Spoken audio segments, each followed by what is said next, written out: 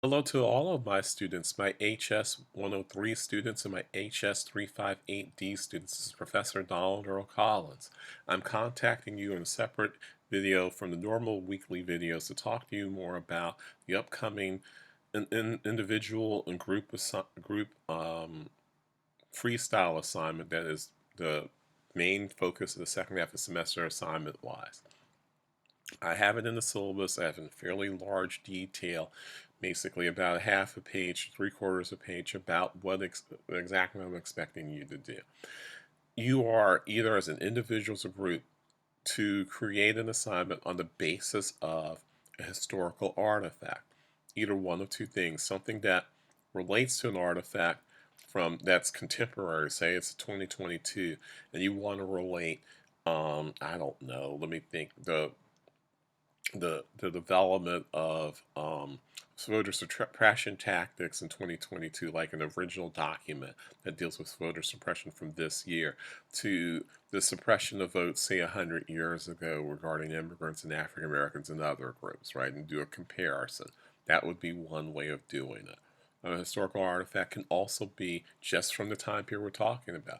You actually have done a version of this already with your writing assignment, reading on readings that either take you back in time or readings that were developed during the time period in which, during the time period in which you're studying, in which case, and if you're history in your HS 103, you're talking about the Great Gatsby and Passing, both books written in the 1920s that deal with the 1920s. And the folks in HS 358, you're dealing with um, the Underground Railroad and Colson Whitehead and how it relates to the Underground Railroad at the time frame of the first 60 years of the 19th century. So you've done this already, but you're doing this on a much more specific scale. You can pick anything within the time frame of the course that you're in. So if you're in HS 103, that's anything from literally the year around 1865 all the way to 2022. If you are in HS 358, that's pretty much anything from about the start of the 16th century or the 17th century in the case of the US, all the way through the end of the Civil War, so through 1865.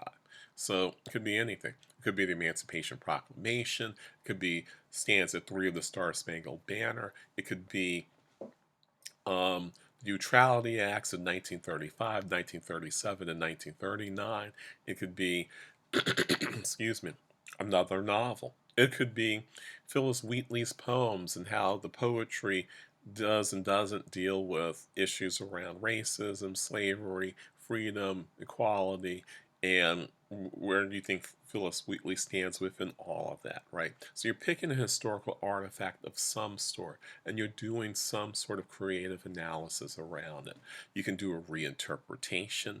You can do a reinterpretation of it in the form of I'm going to rewrite the lyrics for the Star Spangled Banner stanza 3 to reflect what folks think today, right? Think about issues of slavery and freedom in our society today.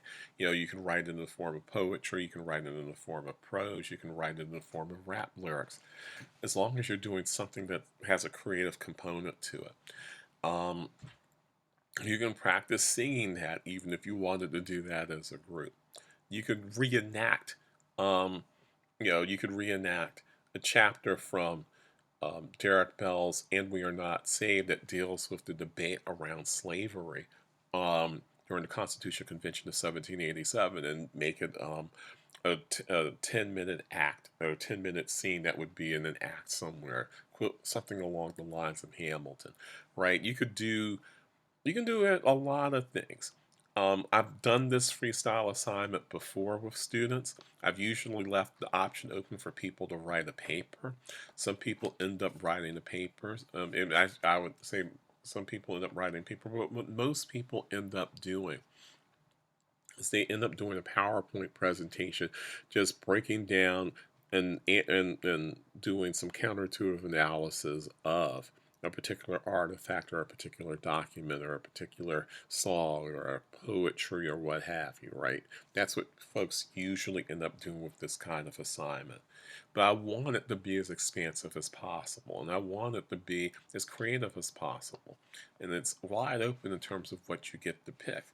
Um, to give you an example of what I mean in terms of artifacts, um, I wrote an entire article for Salon last year that dealt with Thomas Jefferson's interpretation of Nathaniel Bacon's rebellion, and how he interpreted it to be basically a rebellion that symbolized freedom for average farmers and all that, and the other thing, which is a complete reinterpretation of what actually happened. And it's basically fictional, almost to the point where it's fictional. And so I reanalyzed what Thomas Jefferson analyzed and came up with the fact that I thought he was a BS artist, right? That's essentially what the article is about. But you can do that with almost anything. You could do that with a recipe from the 19th century. I was on Medium a few years back, and on Medium there was a woman who posted a recipe saying Martha Washington's recipe for making some sort of alcoholic drink, right? Except that Martha Washington was too lazy to go in the kitchen to make herself her own drink.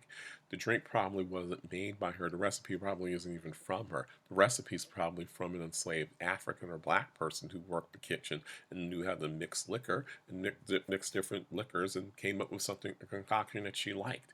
And then she jotted it down and said this was hers when it really wasn't, right? That's the kind of thing I'm talking about in terms of taking something and being able to reinterpret it and revision it in some way. You can do the analytical sort of, I'm going to do a PowerPoint for 5 or 10 minutes approach to it. I'm not stopping you from doing that. You can do that. You'll probably, if you do that well enough, you'll probably get an A or an A minus on it even. But what I'm hoping for is a mixture of things where you're not just doing a reinterpretation. You're doing a reinterpretation that requires you to write poetry or sing a song or write lyrics or write a story that basically reinterprets a certain artifact of history, or does a comparison between something from the contemporary that's very much in line with something from maybe 100 or 200 or 50 or 80 years ago, right? Something along those lines, right? And you're presenting it. You can just do a video PowerPoint, but you can do a video PowerPoint, you can do a PowerPoint where you're also, doing these other creative things. And so I just want to leave it open for folks to be able to do that and have some fun with this. Just like I wanted you to do with the writing assignment, except that most of you saw this as torture and treated it as such. Well, there's no required writing component for this unless you really want to do a writing component. You really want to write, something to go with the PowerPoint. I guess you can write, 750 to 1,000 word summary and analysis of what you did. You can do that too, but I'm trying to give you the opportunity to not have to do so much of that in the second half of the course, because I want you to get steeped into something, to look at something, and be able to look at that artifact and go, that the original interpretation of this is wrong because, or it's right, but it can be reinterpreted for today because of X, Y, and Z kind of thing. I want you to be creative, and I want you to be counterintuitive, and I want you to use independent judgment and thinking in all of this. There will not be any first draft processes for that. We're not doing that for this, and I'd set this up so that that wouldn't be the case. I hope that would come out of the peer assessments and reviews and grading and that process of discussion, is that it would be easier for folks to form groups so that they could do something more creative. So I need to know by the end of week 8 what your idea is, what your artifact is, and if you're doing a group or you're doing an individual project. It's that simple. Anything after the deadline will lose points.